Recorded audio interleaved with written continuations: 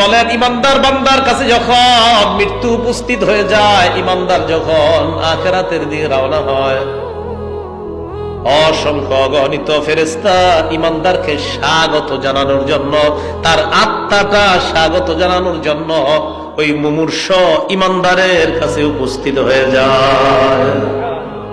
আমরা বসে থাকি না পাশে গিয়া, খালা ফুফু সব গিয়ে বসে, মামা আত্মীয় স্বজনরা সব গিয়ে বসে থাকে। যদি ইমানদার হয়, খাঁটি মুমিন হয়, আমরা তো পাশে বসা, আমরা তো জানি না তার আশেপাশে অসংখ্য অগণিত ফেরেশতারা মাহুম কাফনুম মিন আকফানিল জান্নাহ ওয়া হানুত, জান্নাতের সুগন্ধি আর কাফনের কাপড় নিয়ে অসংখ্য অগণিত ফেরেশতারা ওই ইমানদারের পাশে বসে যায়, তার আত্মাটাকে এই কাফনের কাপড়ে পেঁচায়া আল্লাহর কাছে নেওয়ার জন্য। একটু ভাবেন তো, কিছুক্ষণের জন্য আমরা সবাই যে আমার মৃত্যুটা কেমন হবে, যদি ভাবেন যে আমার মৃত্যুটা কেমন হবে, এমন হবে তো যে কাফনের কাপড়ে, জান্নাতি কাফনের কাপড়ে পেঁচায়া উপরে নিবে। ভাবেন, খুব কঠিন ভাববেন, জানলা এমন হবে তো। যদি না হয় তাহলে আমি ধরা খেয়ে গেলাম। আসার পর সবাই বসে থাকে, হাদিসের মধ্যে আসছে তার আশেপাশে বসবে কতটুকু, মাদ্দা বাসরিহি, তার দৃষ্টি যতটুকু পর্যন্ত যায় মুমূর্ষ ইমানদারের, ততটুকু পর্যন্ত দুইটা সারি হয়ে ফেরেশতারা বসেছে। সুম্মা জাআহু মালাকুল মাউত ইনদা রাসিহি, এরপর মালাকুল মাউত তার মাথার কাছে আসে। মালাকুল মাউত বলেন কে? এটাই বলবেন এখন থেকে সবাই, এটাই বলবেন, বলবেন মালাকুল মাউত। বলেন আত্মা নেয় কে? আবার বলেন আত্মা নেয় কে? এটাই বলবেন। কুল্লিয়া তাওয়াফাকুম মালাকুল মাউতিল্লাযী বুকিলা বিকুম, তোমাদেরকে মৃত্যু দেয় যে মালাকুল মাউত, মৃত্যুর ফেরেশতা, আল্লাযী বুকিলা বিকুম, যাকে তোমাদের জন্য নিযুক্ত করা হয়েছে। বলেন মালাকুল মাউত কে? তো তিনি এসে যায়, উপস্থিত হয়ে যায়, মাথার কাছে বসে। বসার পর ওই ইমানদার বান্দার আত্মাকে সুন্দর করে বলে, আইয়াতুহান নাফসুল হামিদা, হে প্রশংসনীয় আত্মা, উখরুজি, তুমি সুন্দরভাবে বের হয়ে আসো।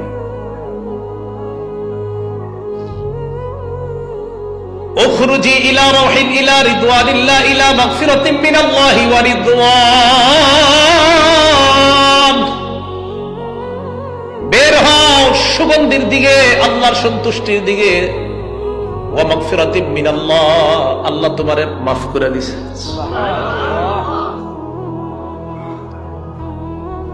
আত্মাটা আস্তে আস্তে বের হয়। নবীজি বলেন, আচ্ছা না থাকলে নেই, না থাকলে নেই, একটু দেখানোর জন্য। সিলু কামা তাসিলুল কতরাতু মিন ফিস সিকা, এই দেখেন গ্লাসের পানির ফোঁটা, শেষের ফোঁটাগুলো আস্তে আস্তে পড়ে না, একটু একটু থাকলে। তাসিলু কামা তাসিলুল কতরাতু মিন ফিস সিকা, পানির ফোঁটাগুলো যেমন আস্তে আস্তে সুন্দরভাবে বের হয়, ইমানদারের আত্মাটা মালাকুল মাউত সুন্দরভাবে বের করে নেয়। এবার বলেন তো, সামনে যারা বসা তাদের কাছে কি আছে? জান্নাতের কাফনের কাপড়, সুগন্ধি।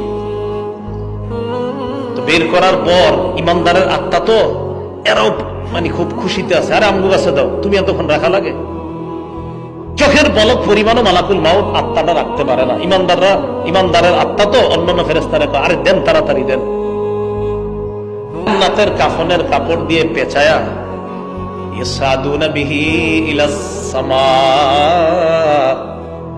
আসমানের দিকে রওনা হয়। হাদিসের বর্ণনা, আত্মা আসমানের দিকে নিয়ে যখন রওনা হয়, যতগুলা ফেরেশতাদের সামনে দিয়ে আত্মা বহনকারী ফেরেশতারা যায়, সমস্ত ফেরেশতারা ওই আত্মা বহনকারী ফেরেশতাদেরকে স্বাগত জানায় আর বলে, যাও যাও, উপরের দিকে যাও। আরেকটু আছে, বলে এটা কার আত্মা? ইমানদাররা জবাব দেয়, ফুলান ইবনু ফুলান। এটা হুজুর আপনার এলাকার নাম জানি কি? আচ্ছা, বড়নগর সোনারগাঁ, সোনারগাঁ নারায়ণগঞ্জ, অমুকের সন্তান, অমুকের আত্মা। সুন্দর একটা নাম বলে, যে নামে মানুষ দুনিয়াতে আপনাকে ডাকতো, এমন সুন্দর নামে বলবে এটা অমুকের সন্তান, অমুকের আত্মা, একদম নাম সহ বলবে এটা অমুকের আত্মা। ওই যে অমুকের নারায়ণগঞ্জের আব্দুর রহিমের ছেলে আব্দুর রহমানের আত্মা নিয়ে আল্লাহর কাছে যাইতেছে। তো ঘটনা হলো তোমরা কেমনে জানলা এনে যে ইমানদার আত্মা খোলা না তো পেশাব, এরা জানলো কেমনে এখানে যে ইমানদারের আত্মা? এরা বলবে এই আত্মা থেকে এমন সুগন্ধি বের হয়েছে যেই সুগন্ধির কারণে আমরা বুঝতে পারছি এটা ইমানদারের আত্মা। এত সুন্দর ঘ্রাণ পৃথিবীর অন্য কোন ঘ্রাণের মধ্যে আমরা পাই না। বলছিলাম একটু চিন্তা করেন যে আমার আত্মাটা আসলে কি হবে। প্রথম আসমানে যায়, এইভাবে আসমান করতে করতে যতগুলো আসমান আছে সব আসমানের ফেরেশতারা স্বাগত জানা একদম উপরের আসমানে যাওয়ার পর আল্লাহ পাক রব্বুল আলামিন বলে থামো, উকতুবু কিতাব আবদি ফি ইল্লিয়িন। আমার যেই বান্দার আত্মা তোমরা নিয়ে আসছো এই বান্দার আমলনামা ইল্লিয়িনের মধ্যে তোমরা লিপিবদ্ধ করে দাও। জান্নাতি একটা জগতের নাম হলো ইল্লিয়িন, এই ইল্লিয়িনের মধ্যে বান্দার আমলনামা লিপিবদ্ধ করে দাও। বুঝছেন? দেহ কই? দেহ জমিনে, আত্মা উপরে, দেহ জমিনে। এখন দেহরে আমরা কবর দিব, তো দেহটারে যখন কবরের কাছে নিয়ে যাবো আমরা, আরো ফেরেশতারা কবর পর্যন্ত দাঁড়ায় আছে, হযরতকে স্বাগত জানায় জানায় কবরে নিয়ে যায়। ইমানদার তো কবরের মধ্যে রাখার পর আত্মা কই?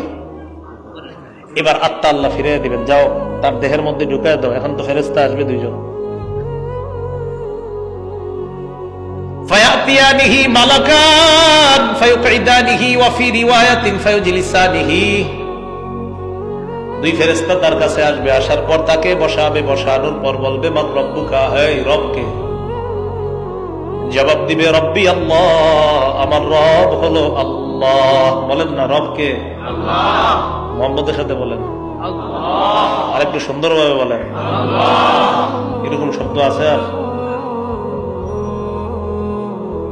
ওয়ামা দীনুকা, তোমার ধর্ম কি? জবাব দিবে দীনি আল ইসলাম, আমার ধর্ম হলো ইসলাম। ওমান হাযার রাজুলুল্লাযী বুইসা ফীকুম, এই মানুষটাকে, যে মানুষটা তোমাদের মাঝে নবী হিসাবে প্রেরণ করা হয়েছে, চিনুনি? তিনি জবাব দিবে হাযা মুহাম্মাদুন সাল্লাল্লাহু আলাইহি ওয়াসাল্লাম, তিনি হলেন মুহাম্মদ সাল্লাল্লাহু আলাইহি ওয়াসাল্লাম। এই কথা বলার পর আল্লাহ বলবে প্রশ্ন করার দরকার নেই, আন সাদাকা আবদি, আমি সত্যায়ন করলাম আমার বান্দা যা বলছে সত্যি কথা। বলেন আমরা হেরে কি পরায় কবরে রাখছি? কি পরায়? নাকি পাঞ্জাবি কাফনের কাপড়? আল্লাহ পাক রব্বুল আলামিন বলবেন এক কাজ করো, আফরিশুহু মিনাল জান্নাহ। বান্দা মাটির মধ্যে কেন থাকবে? কবরের মধ্যে জান্নাতের বিছানা বিছায়া দাও। ওয়ালবিসুহু মিনাল জান্নাহ, মানুষ কি একটা কাপড় দিয়ে দিছে, জান্নাতের পোশাক পরায়া দাও। ওয়াফতাহু লাহু বাবান ইলাল জান্নাহ, জান্নাত পর্যন্ত কবর থেকে একটা দরজার ব্যবস্থা করে দাও। অন্য বর্ণনা আসছে নাজ নেয়ামত গুলা দেখবে, দেখার পর হঠাৎ দেখবে হুররা নাচানাচি করে, এর মন চাইবে ধরতে, ভাই থামো, নাম কানাউমাতিল আরুস লা ইউকিজুহু ইল্লা আহাব্বা আহলিহি, ঘুমাও, বাসর রাতের দুলার মতো ঘুমায়া থাকো, এখন না। তোমাকে তোমার প্রিয়তমা যেমন জাগ্রত করেছিল, এখানে তোমার প্রিয়তমা নাই, আমি আল্লাহ তোমাকে জাগ্রত করব।